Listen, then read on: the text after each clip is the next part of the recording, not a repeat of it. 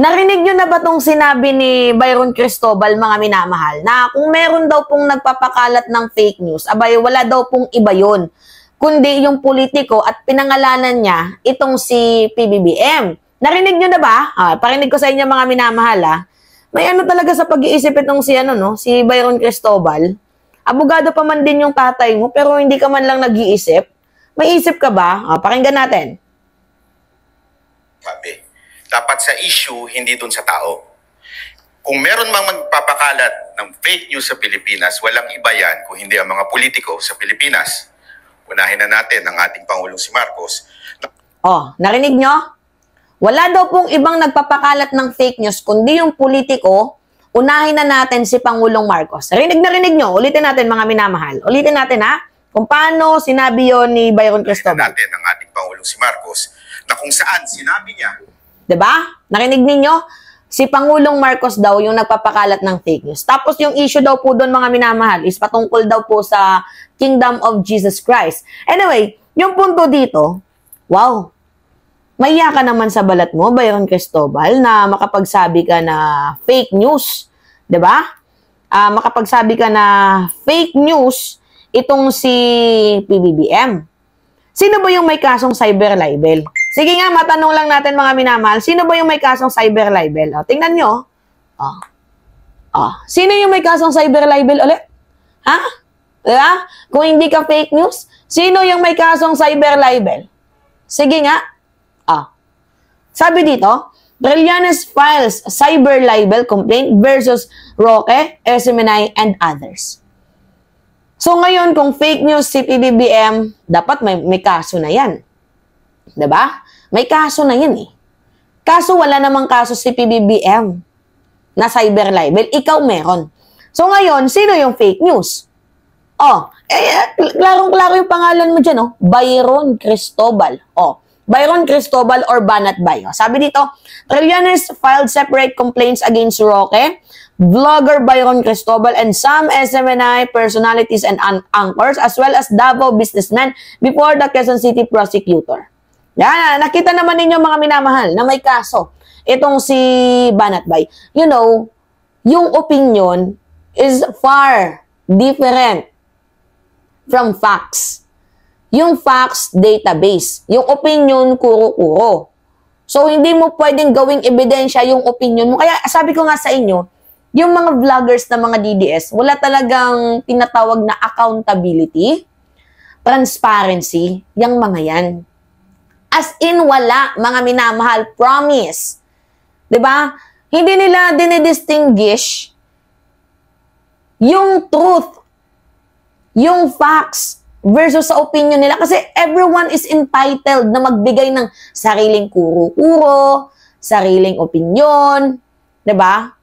Anytime, pwede naman opinion ni Banat Bay na fake news si PBBM. Okay, sige, opinion niya yun. Pero yung facts, mga minamahal, na asan yung ebidensya mo? Diba? Kagaya ng sabi niya, sa mga vloggers daw, tawag dito, inuutusan daw ng mga nasa taas. Bakit? Lahat ba ng vloggers na itanong mo? Natanong mo na may nag-uutos sa kanila sa taas? Nung nag-debate kayo ni Atty. Claire Castro, nasunog ka. Mahiya ka naman, Banat Bay. Diba? Kasi mga minamalang hilig gumawa ng ng issue ni Banat Bay. Nasunog siya ni Atty. Claire, diba? Pinakita ko na sa inyo yung video na, so yun, katang isip mo lang pala yun. So yun pala, opinion mo yun. So hindi pala facts yun. Nasunog ni Atty. Claire Castro. Alam nyo, wala namang masama kung magbigay ka ng opinion. Walang masama.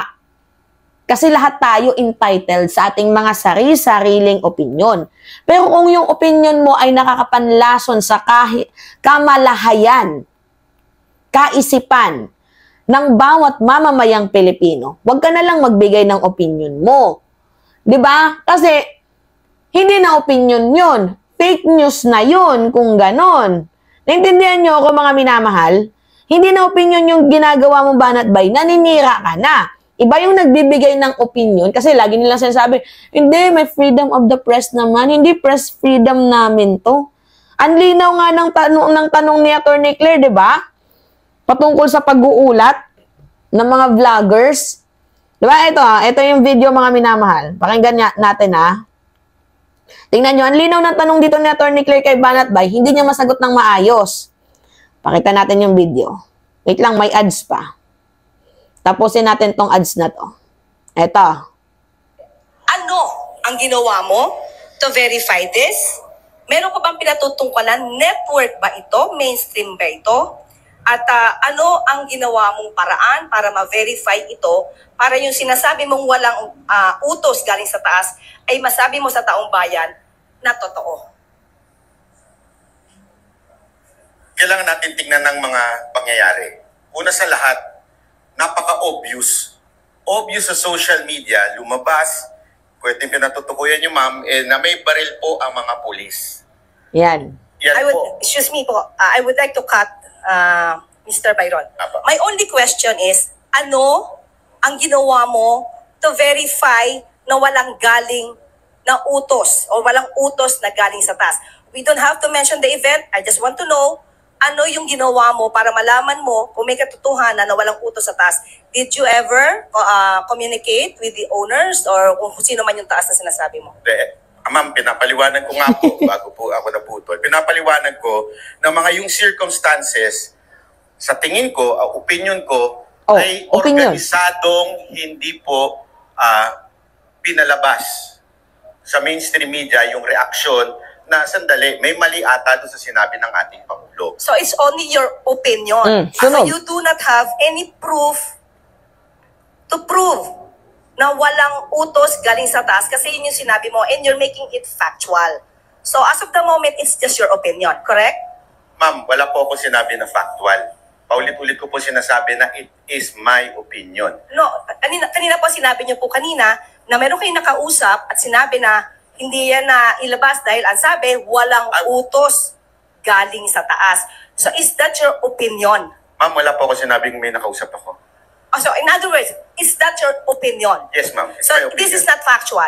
Yes, so you cannot prove itong statement mo na walang utos galing sa taas? Yes, ma'am. Ang sinasabi ko nga po ay paulit-ulit. Di ba? Sunog, mga minamahal. Na hindi nakakaintindi. Linaw ng tanong. So, opinion ba yun or facts? Di ba? Sasabihin niya, opinion. Hindi magiging facts yung opinion, mga minamahal. Di ba? So, hindi talaga marunong ng accountability and transparency itong mga DDS na to. And kagaya nga ng sabi ko sa inyo, mga minamahal, kung fake news si PBBM, mas lalo ka na, Banat Bay, kasi may kaso ka. Di ba? Sunog. Ganyan ba yung gusto nyo, mga minamahal? Yung mga vloggers na walang hinahawakang basihan? Basta lang makapag-komento ng kanilang opinion? Diba? Kasi nakakalason yung opinion. Walang masama magbigay ng opinion, pero masama siya to the fact na nakakasira ka na ng isang tao. Walang masamang magbigay ng opinion, pero masama magbigay ng opinion kung yung opinion mo ay nakakasira na ng ibang tao at hindi na yun opinion. Yun na po ay fake news. Gets ninyo, mga minamahal? Lumabas yung kabubuhan. Diba?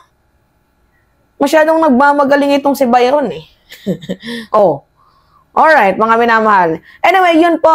So, pengi lang po ako ng comments ninyo, likes and share, and also don't forget to click the subscribe, mga minamahal, and hit the notification bell for more update. Yun lamang po. Ingat, mga kababayan.